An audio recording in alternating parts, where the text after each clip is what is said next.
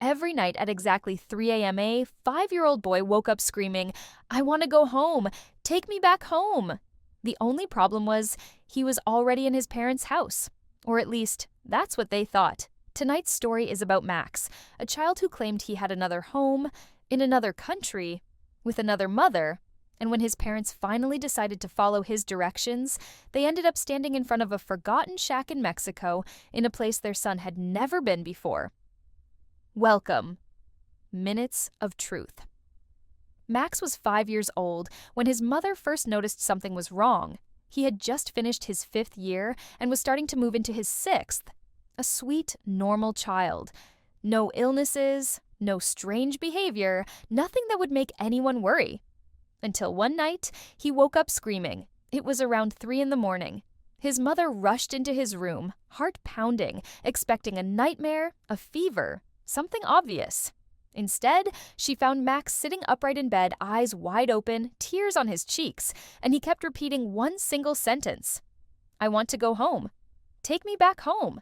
His mother, half asleep and confused, held him, stroked his hair, and told him the same thing any mother would say. "You are home, Max. This is your house. This is your room." But he shook his head and insisted, "No, this isn't my home. They told me this isn't my home." At first, she thought it was just a bad dream, a phase. But the next night, again at around 3 a.m., Max woke up with the same panic, the same words, "I want to go home.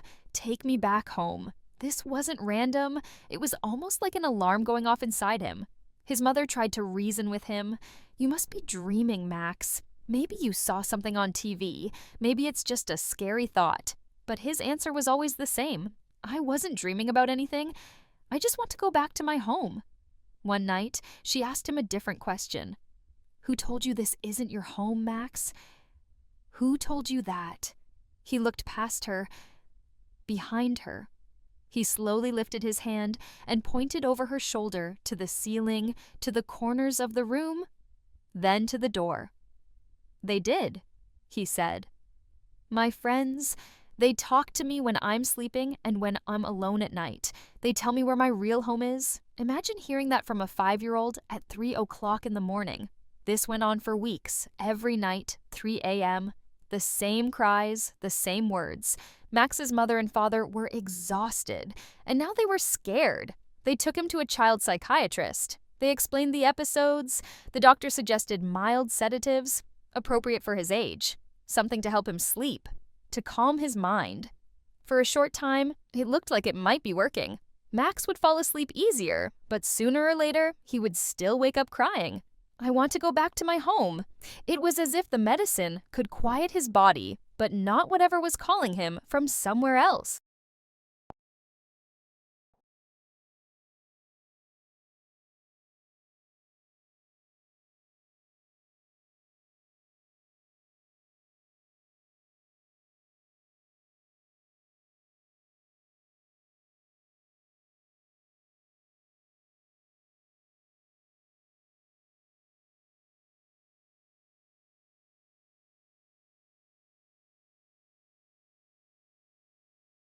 One afternoon, Max came home from school holding something in his hands.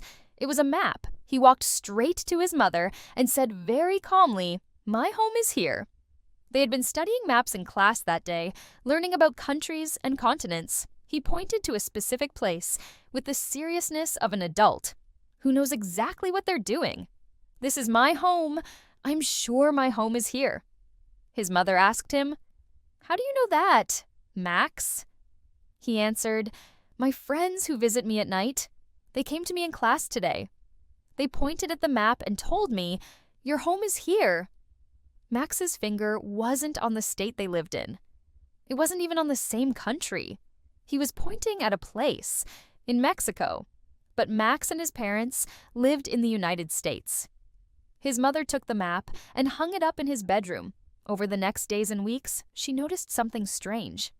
Every day, Max would draw a tiny line on the map, line next to line next to line, like a child drawing a path, a journey. He was literally connecting the small town in Mexico to the area where they lived in America.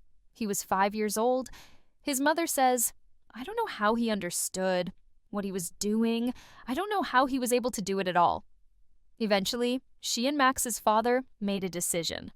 Call it desperate, call it crazy. They decided to test it. They booked flights, packed their bags, and flew to Mexico. Not to the tourist spots, not to the big cities, to a small specific area on the map, the exact place Max had been pointing at. When they landed, they started to drive. They asked a few people for the town, but before they could go far, Max spoke up from the back seat. "Don't ask anyone. I know where the house is." He began giving them directions. "Turn here, go straight, turn left. Keep going."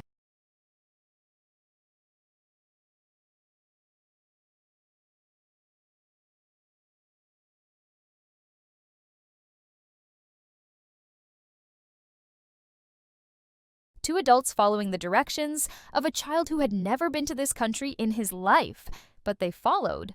And finally, they arrived. In front of them stood a small old shack. Max stepped out of the car like he had been there before. Before his parents could say, "Wait, let's knock," or "We don't know who lives here," Max walked straight to the door, pushed it open, and went inside. No hesitation. The shack was old, dust everywhere, old furniture, the air heavy, with the feeling that someone used to live there a long time ago. Max walked through the rooms like he knew the layout. Left, right, straight, no confusion, no curiosity, just familiarity. He chose one specific room, entered it, and without saying a word, he lay down on the bed, on top of the dust, the stains, the remains of someone else's life. His parents stood there in the doorway, silent, watching their son rest on that old bed like it was his own. After a moment, Max got up. He went to the wardrobe in the room, opened it, and took out a woman's dress. He laid it carefully on the bed. Then he opened the bedside drawer, reached inside, and pulled out tiny baby clothes for a newborn. He placed them next to the woman's dress. And then, without explaining anything, he walked out of the house, got back into the car, and sat there waiting, as if the scene was complete. His parents looked at each other. This was no longer just strange behavior. There was a pattern, a story, a message. Max's mother stepped outside and asked the local people, "Who used to live in that house, in that shack over there?" One of them answered, "There was a woman here years ago. She lived alone. She died in that house, on her bed. Her body stayed there for a long time before anyone found her. When they finally moved her, there wasn't much left." A woman, alone, dead in the shack, a dress in the wardrobe, baby clothes in the drawer, a child who walked in and went straight to that bed. Max's mother later went to a priest in a nearby church. She often asked him for advice. She told him everything: the 3 a.m. awakenings, the voices, the map, the trip, the shack. The priest listened quietly, then said, "It might be something like reincarnation of souls, or something far beyond what we can understand." But there was something she didn't tell him, something she had only admitted to herself. Max was not their biological son. They had adopted him from an orphanage. They didn't know where he was born. They didn't know, where he was found. No one had ever told them about his past, so she asked herself, is this his real home? Was that woman his real mother? She never told Max. She never used real names.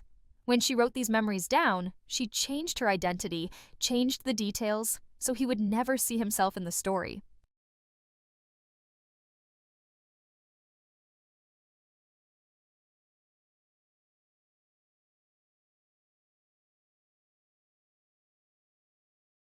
After that trip to Mexico, something unexpected happened. Max stopped waking up at night. No more 3 a.m. screams. No more, "I want to go home." He stopped talking about his other house. He stopped mentioning his nighttime friends. When his parents tried to bring it up, he would shake his head and say, "It's okay. This new house is my home now." The map, he took it down and returned it to his classroom. He never brought it back home. The lines he had drawn from Mexico to his town in America were gone, but the questions were not. So what do you think? Was this reincarnation? Was Max remembering a past life in that shack with that woman and that child? Or was it something else entirely? Something darker? Something that used the image of a child to send a message? A 5-year-old shouldn't be able to read maps like that. He shouldn't know a town in another country, shouldn't walk through a stranger's house like it's his own. And yet, Max did. Maybe there are things beyond our understanding, things that let us remember places we were never meant to remember. This was one of the minutes of truth. If you want more real stories, more unexplained moments, more nights where you'll think twice before turning off the lights, subscribe, leave a comment telling me what you think happened to Max, and share this video with someone who loves true horror. I'll see you in the next story.